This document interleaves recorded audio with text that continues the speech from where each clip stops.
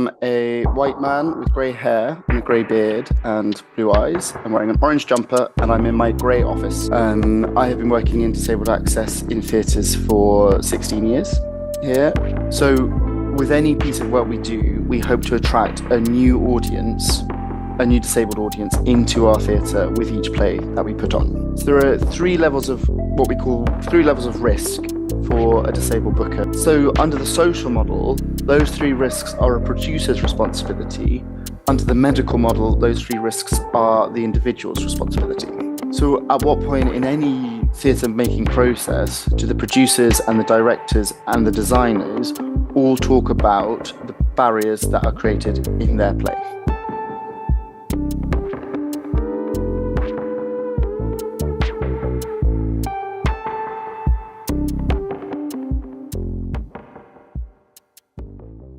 My name's David Bellwood.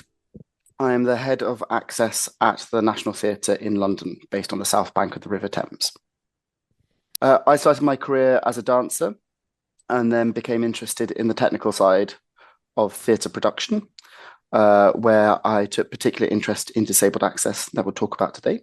And I've worked in several theatres, both in the United Kingdom, so including Shakespeare's Globe, as well as the National Theatre, the Donmar Warehouse and the Old Vic. I've given access advice to the United Kingdom's television and broadcast watchdog, who supervise access across all of media platforms. If it is useful to you, just to explain what I look like, I am a white man with grey hair and a grey beard and blue eyes. I'm wearing an orange jumper and I'm in my grey office. It's a very grey office this morning in London. So we'll be talking a lot about disability. And one of the core principles of disability studies in the UK is understanding that we shouldn't really talk about disability in the absence of disabled people, but sometimes we need to talk about access with whoever is present in the room. And there will be time for questions at the end. So in terms of disabled access to United Kingdom theatre, it's a relatively mature strand of work.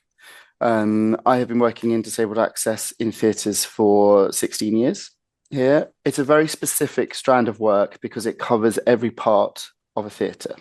So it touches both upon the physical structures of theatres, the physical production of a play, and the audience and front of house piece of work in care for disabled and deaf people. But before we talk about the work, we have to agree upon definitions. So in disability studies in the UK and a large part of America and parts of Europe, we understand the term disability in the form of models, so models of disability. There are about 16 models that you can use to understand the word disability. There are probably 2 to 4 which are used most frequently. Therefore, at the National Theatre, we use something called the social model of disability. The social model states that a person is disabled because of the way society is structured. These are generalizations, but it indicates an important philosophical difference in the way we think about disabled people. So under the social model, UK theatres generally understand that the people who are disabled around them have been disabled by the barriers created in the theatre making process, which means that we have quite a live debate around how to remove those barriers in our practices. And there are lots of straightforward ways to do this. So generally we do a series of adjustments to a production. They're called reasonable adjustments legally. So those most common would include captioning or subtitling, audio description for blind people, and sign language interpretation for deaf people. Across UK theatre, about 84% of UK theatres offer audio description regularly.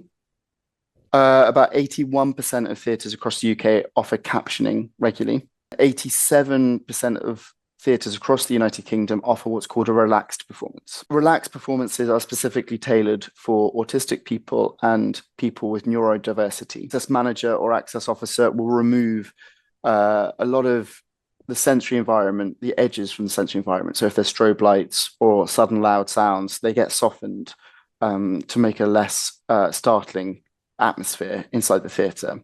But that's an adjustment we make, whereas some theatres will produce plays that don't have those barriers in the first place.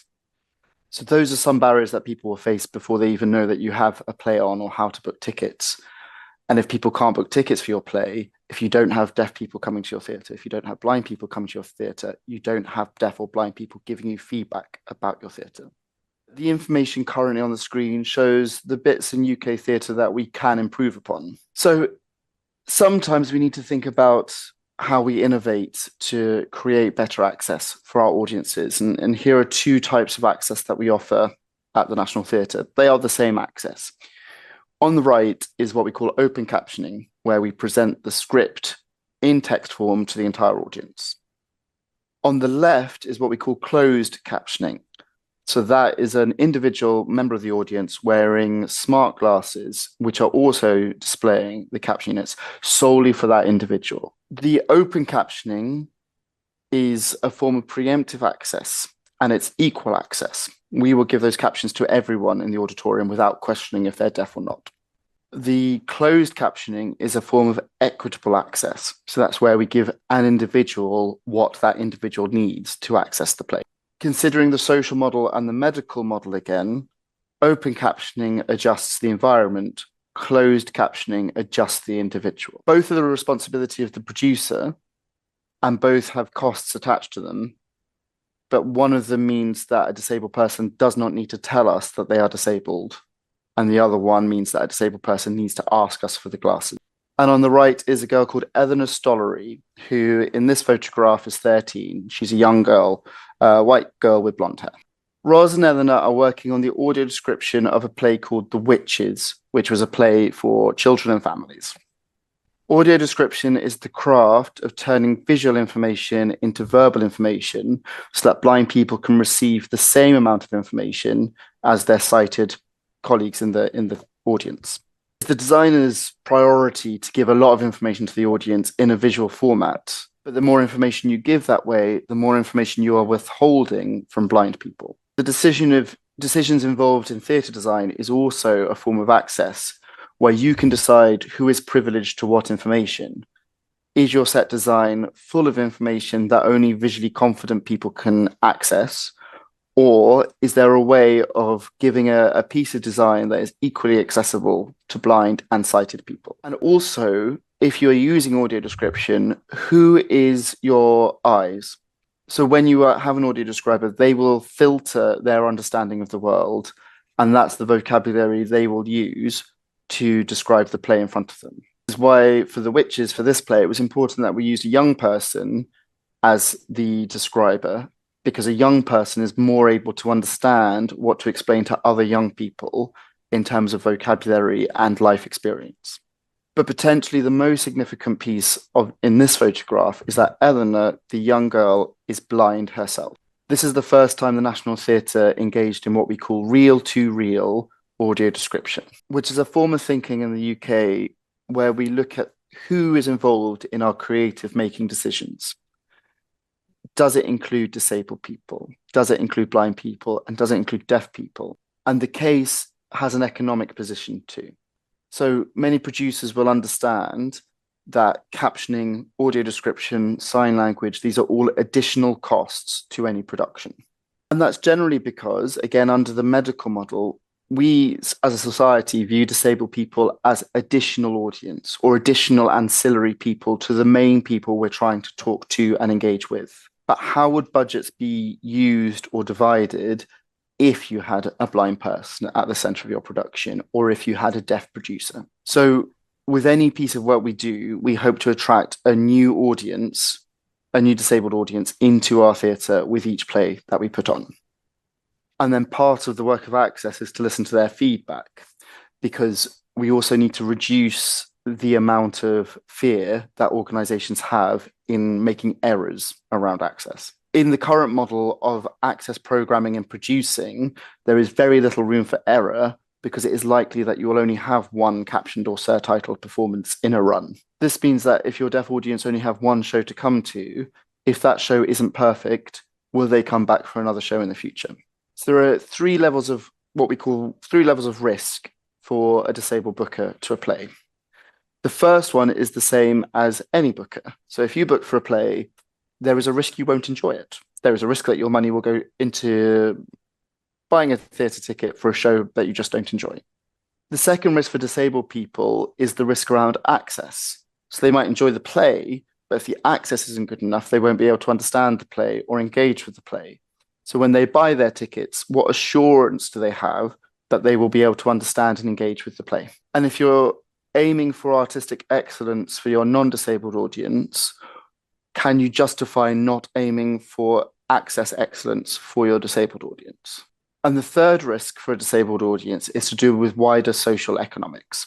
So generally, the cost of living for a disabled person, at least in the UK, is more expensive than for a non-disabled person. So under the social model, those three risks are a producer's responsibility. Under the medical model, those three risks are the individual's responsibility. So at what point in any theatre making process do the producers and the directors and the designers all talk about the barriers that are created in their play? You might be very confident in one aspect of access. So it might be that surtitling, subtitling, or captioning you're very confident in delivering, which is excellent for people with hearing loss or deaf people. But then what happens when you meet individuals who have multiple access requirements? So the English theatrical canon, you'll be familiar, is sort of one of the principal writers is Shakespeare, for example. So Shakespeare was writing in the late 16th century, early 17th century. Shakespeare is notoriously difficult to read, and people had to study it for some time to get their heads around how to read that sort of English, that form of English. Shakespeare is, however, relatively easy to listen to. So most modern English speakers will understand all of Shakespeare if it's spoken correctly. And then taking it one step further, if you are deaf, but you're also visually impaired, and you can't see the captioning, and you can't see an interpreter, how do we make a play accessible for you? In the case of deafblindness, we revert back to the principles of access. So there are principles around accessible design and how we give information to disabled people. And one of those foundational principles is called the principle of two senses. The principle of two senses states that information given using two senses will generally be accessible to almost everyone. So the principle of two senses asks us to think about other senses we could use to engage our deafblind audience. So an idea might be to use the senses of touch and smell. And the principle of touch was employed in three ways. So firstly, the alphabet can be spelt out on a deafblind person's hand. Secondly, a map of the stage can be drawn on a deafblind person's back, and actors can be positioned in space by touching the individual's back. And thirdly, the person needs to be guided through the space. So if they're on your set, within your design, they need to be guided. And that's another form of touch for a deafblind person. So what we're offering there isn't the same theatrical experience. We're not trying to make the deafblind person have the same play as a sighted hearing person, but it's a parallel theatrical experience. So you're saying that this play is unique to your experience of the world as much as a play I go and sit and watch is unique to my senses. So these are just examples of how the social model informs how I work and how the National Theatre works. And it's not perfect. We still have to make very big financial decisions, which generalize our deaf audience, our visually impaired audience. But the key part is in that loop of information and being adaptable to the new individuals that you meet as you create work. But the other two things it really needs is firstly, the permission to fail. So where access is new or where new forms of access are being created, you need to be able to get it wrong. And you need to be able to listen to your disabled audience and what they felt about you getting it wrong. But principally, it also takes kindness, because what Access asks us to do is imagine a place where we're not the audience and we're not the creators, where the audience are disabled or the creators are disabled. And we need to put our kindness into their work because we believe in their powers as creatives and their importance as members of our society. I really hope this part of the talk's been useful. I hope that's laid the foundations for some thinking for you.